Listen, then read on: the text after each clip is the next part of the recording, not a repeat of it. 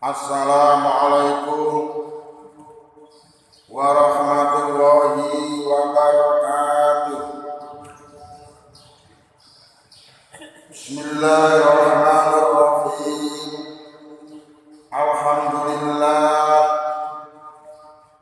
Alhamdulillahilladzi ahyana ba'dama amatana wa ilaihin nusyur.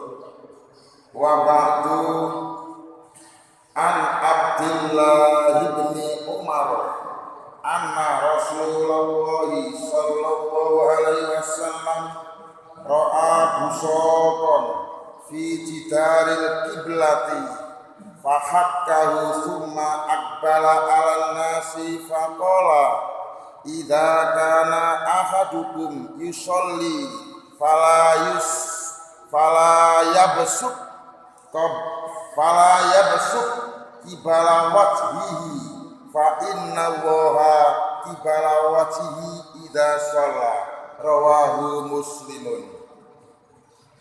Artosipun an Abdillah ibni Umar utawi hadis menika bersumber saking Abdullah bin Umar anna Rasulullah sak temene Rasulullah sallallahu alaihi wasallam ro'a wis weruh sapa Rasul weruh busakon yaiku weruh itu fi jidaril kiblati weruh itu kang tumemplek wonten ing dinding kiblat fahaka mongko menggosok sapa Rasul gosok hu ing itu summa akbala banjur ngadep sapa Rasul ngadep ala nasi dumateng para sahabat faqala banjur sabda sapa Rasul idza kana nalikane wis ana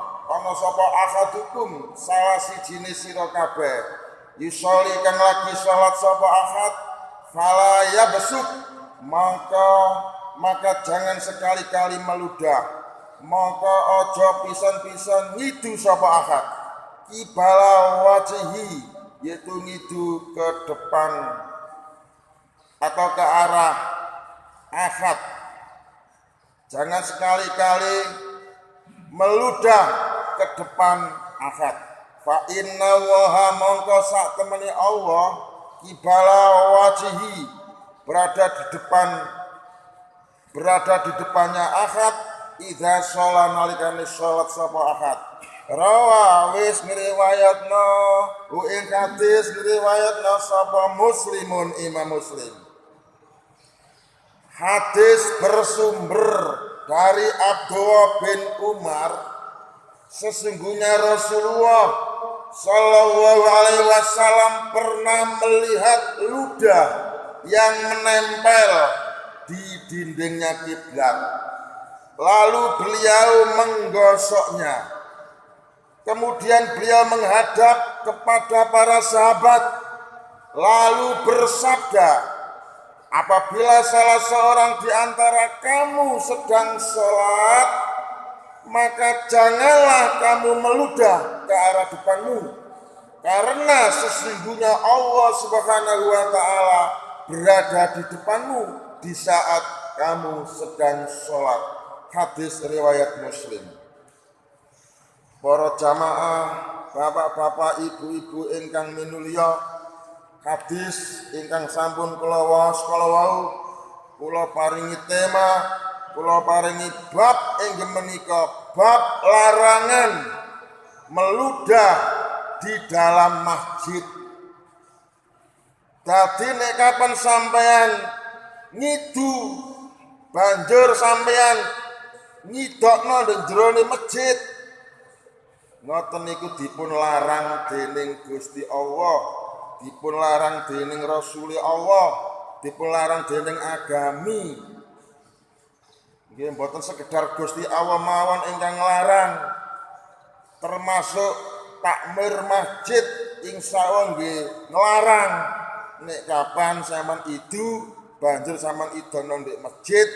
Jalaran masjid menika tempat ibadah yang suci, maka harus tetap dijaga kesuciannya, jangan sampai dikotori dengan apapun, termasuk dikotori dengan riak, dikotori dengan umbel, atau dikotori dengan itu adalah jelas-jelas dilarang dalam agama. Selanjutnya hadis kalau paringi penjelasan kados mekaten. Hadis tersebut adalah memberi penjelasan kepada kita semua bahwa Rasulullah Shallallahu Alaihi Wasallam apabila beliau sholat, beliau selalu mengerjakannya di dalam masjid. Begitu juga para sahabat-sahabat Rasul, apabila mereka sholat, mereka selalu mengerjakannya juga di dalam masjid bersama-sama dengan baginda Nabi, dilakukan secara berjamaah. Subuh yang ngono, zuhur yang ngono, asar yang ngono, maghrib yang ngono, isya yang ngono. Seperti inilah kondisi sholat sekelas Nabi dan sekelas sahabat. Tidak dilakukan di rumah, tetapi selalu dilakukan di masjid. Jadi sholat Rasulullah dan sahabat Rasul ternyata berbeda dengan sholat-sholat kita. Nah, bedanya sekarang bagaimana? Sholatnya Rasul, sholatnya Rasulullah, dan sholatnya para sahabat-sahabat Rasul, cara mengerjakannya itu selalu dikerjakan secara berjamaah di dalam masjid. Tapi sholatnya dewek, sholatnya aku, sholatnya sampean kabeh, kadang-kadang ya iso dilakoni di dalam masjid, tapi kadang-kadang dilakoni di nggone omah. Kapan kober? Ya sholat di masjid, wong tepak kober. Tapi kapan tepak gak kober? Ya sholat di rumah. Itulah sholat kelas kita. Kadang di masjid, kadang di rumah. Tapi sholatnya kelasnya Nabi, sholat kelasnya sahabat, selalu dilakukan berjamaah di dalam masjid. Jadi kita beda kelas. Kalau sholat kelas Nabi pasti selalu berjamaah di masjid, maka beruntunglah bagi sampean yang bisa sholat berjamaah di dalam masjid. Karena sholat berjamaah di dalam masjid itulah yang dicontohi oleh Rasulullah Shallallahu Alaihi Wasallam. Selanjutnya pada suatu hari Rasulullah Shallallahu Alaihi Wasallam melihat ada seseorang yang meludah di dalam masjid, yaitu meludah tepat di dindingnya kiblat. Sebab ludah itu dianggap bisa ngotori masjid, maka Rasulullah menggosoknya atau membersihkannya. Setelah ludah tersebut dibersihkan, lalu kemudian Nabi mencari, siapa pelakunya? Sapa sing idu nek kene mau? Digolai pencarinya. Untuk apa pelakunya kok dicari? Tujuan Rasulullah mencari pelakunya adalah untuk dinasihati supaya tidak mengulangi lagi perbuatannya itu, perbuatan meludah di dalam masjid, supaya gak dibaleni maneh. Barang siapa yang sedang sholat lalu meludah ke arah depannya, maka perbuatan yang seperti itu sama halnya dengan meludahi Gusti Allah. Jadi saudara-saudara, di saat sampean sedang sholat, maka di depan sampean itu ada Gusti Allah. Namun kita tidak bisa melihatnya.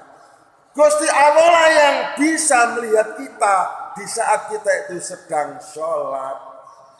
Sebab di depan kita itu ada Gusti Allah, maka janganlah sekali-kali meludah ke arah depan di saat sedang sholat. Jangankan Gusti Allah yang kita ludahi, sesama manusia saja kalau diludahi pasti marah. Kalau saya yang diludahi tidak sekedar marah, pelakunya pasti saya banting. Maka janganlah sekali-kali sampean meludah di dalam masjid, karena meludah di dalam masjid itu sama saja dengan meludahi Gusti Allah. Apa sebabnya harus dijelaskan seperti ini? Sebab kejadian ada orang meludah di dalam masjid di zaman Nabi, jangan sampai diulangi lagi pada umat-umat sesudah Nabi. Maka perbuatan meludah di dalam masjid, baik itu pada saat sedang sholat maupun di luar sholat, kalau dikaitkan dengan hukum fikih, maka secara hukum fikih meludah di dalam masjid hukumnya adalah haram.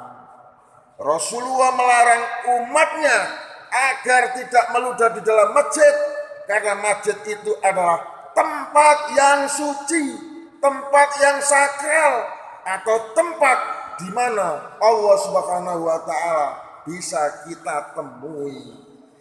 Jadi, kalau sampai ingin bertemu dengan Gusti Allah, tempatnya bukan di pasar, tempatnya bukan di Indomaret, tapi tempatnya berada di dalam masjid. Maka temuilah Gusti Allah di masjid melalui jalur sholat. Di saat sampean sedang sholat di masjid, maka berarti sampean itu sedang bertemu dengan Gusti Allah. Maka janganlah sekali-kali meludah di dalam masjid, karena di dalam masjid itu ada Gusti Allah. Saudara-saudara, kiranya seperti itu maksud hadis yang saya baca, semoga bisa kita pahami untuk diamalkan bersama. Sekian, terima kasih, dan ihdinas siratal mustaqim. Wassalamualaikum warahmatullahi wabarakatuh.